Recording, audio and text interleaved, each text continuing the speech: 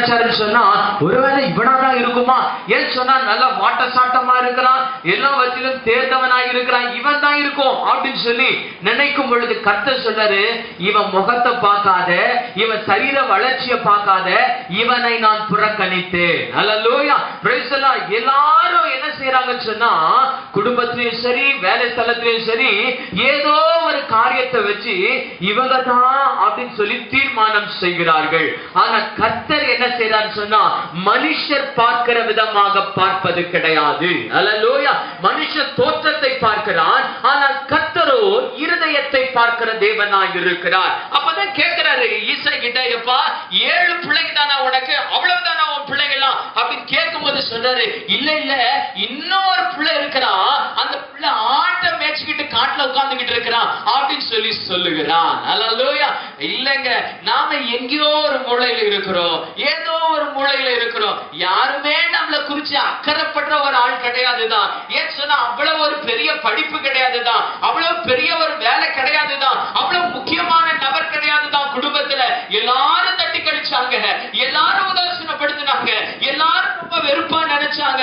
ஆமா, இவகிட்ட போய் என்னத்தை நம்ம போய் பகிர்ந்துக்கிடணும், இவன் கிட்ட என்னத்தை கேட்கணும், நாமாவே எல்லாம் வேலையை செய்யலாம் சொல்லி கடைசியா எல்லாம் முடிஞ்ச பிறகுதான் உனக்கு அந்த விஷயமே தெரிய வரும், இப்படி ஒரு நடக்குது அப்படின்னு சொல்லி. ஆனா கர்த்தர் சொல்லும் பொழுது அப்படி இல்ல, நான் எல்லாரும் பார்க்கிறவனமா பார்க்கிறது கிடையாது, இல்ல இன்னும் ஒருவன் இருக்கிறான், அவனை கூப்பிடு, நீ அவனை கூப்பிடு அப்படின்னு சொல்லும் பொழுது அப்பதான் தாவீதை உள்ள கூட்டிட்டு வர்றாங்க. அல்லேலூயா. இவனை நீ அபிஷேகம் பண்ணு, இவனை தான் நான் தெரிந்து கொண்டேன். அல்லேலூயா. அவன் சாதாரண மனுஷன் தான், அவன் காட்டுல தான் இருந்தான், அவன் ஆட்டதான் மேய்ச்சிக்கிட்டு இருந்தான். அதே மனுஷனை தேவன் ராஜாவாக அபிஷேகம் பண்ணினார். அல்லேலூயா. அவன் வாழ்க்கையில் அவன் பிந்தி இருந்த நாட்கள் உண்டுதான், ஆனா என்னைக்காவது அவன் கனவு கண்டிருப்பானா, இந்த தேசத்துக்கு நான் ராஜாவாக போகிறேன் என்று சொல்லி. ஒரு நாளும் நீங்களும் கூட இப்படி கனவு கண்டதே கிடையாது, ஒரு நாள் கூட நீங்களும் நினைச்சு பார்த்தது கிடையாது. உங்க லைஃப்ல நீங்க முன்னேறுவீங்கன்னு சொல்லி, உங்க வாழ்க்கையில நான் இனி இப்படி இருக்க மாட்டேன் என்னைக்காவது நினைச்சது உண்டா? இல்லவே இல்ல.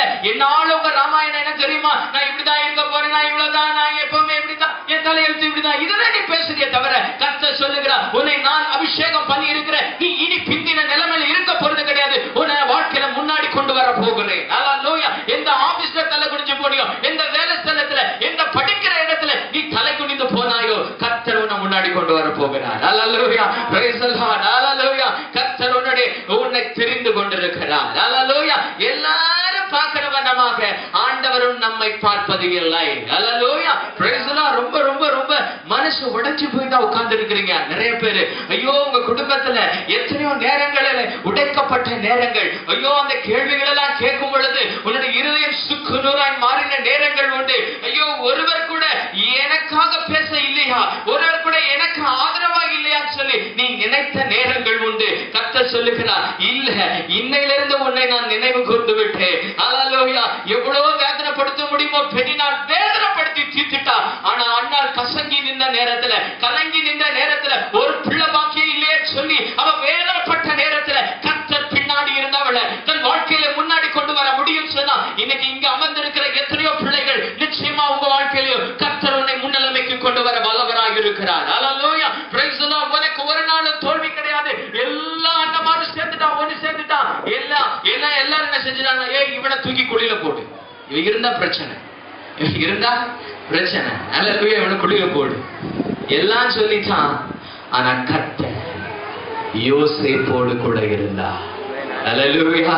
கர்த்தர் யோசேப்போடு கூட அண்ணமாரோடலாம் இல்ல. அல்லேலூயா. அதனால வீட்டு அண்ணமாரெல்லாம் விட்டுருவாருன்னு நான் சொல்லல. அல்லேலூயா. Praise the lord. நான் சொல்றேன்னா உதாசீனப்படுத்துகிறவர்களை கர்த்தர் தூக்கி விடுவார். அல்லேலூயா. லைஃப்ல பின்னாடி இருக்கிற ஒன்ன கர்த்தர் முன்னிலைமைக்கு கொண்டு வருவார். அல்லேலூயா. அவனை தாயா தெரிஞ்சுக்கிட்டாரு, அவனை தாயா மேல கொண்டு வந்தாரு, அவனை வச்சு தாயா எல்லாரையும் போஷிக்க வச்சாரு. அல்லேலூயா. அவன் குடும்பத்துல அண்ணமாரெல்லாம் வந்து கால விழா வச்சுட்டாரு. கடைசியா கர்த்தர் இன்னைக்கு உன்னை அந்த நிலைமைக்கு கொண்டு போக போகிறார். அல்லேலூயா. யாரெல்லாம் நீ வருவியா, நீ ஏன் கால விழு சொன்னவல்ல, உன் கால வந்து விழ போகிற ஒரு காலகட்டம் வரப்போகுது தேவ பிள்ளையே. நீ சோர்ந்து போகாத. அல்லேலூயா. என்ன நினைக்காதம்மா, ஒரு மாதிரி ஏன் உட்கார்ந்து இருக்கிறீங்க? எல்லாம் வீரியமா பேசட்டும். இன்னைக்கு உன் குடும்பத்துல என்னெல்லாம் பேசினாங்கன்னு உனக்கு தெரியும். அல்லேலூயா. வேலை ஸ்தலத்துல பேசினாங்களா, படிக்கிற இடத்துல பேசினாங்களா, பேசட்டும். ஆனா உன்னைத்தான் கர்த்தர் அபிஷேகம் பண்ணி இருக்கிறார். உன் கூட தான் கர்த்தர் இருக்கிறார். ஏன் தெரியுமா? நீ பின்னாடி இருக்கிற, உன்னை முன்னாடி கொண்டு வர போறார் கர்த்தர். உன் லைஃப்ல இனி நீ பார்க்க போறதெல்லாம் தோல்வி இல்லை. இனி நீ கடந்து போகிற பாதை தெரியுமா?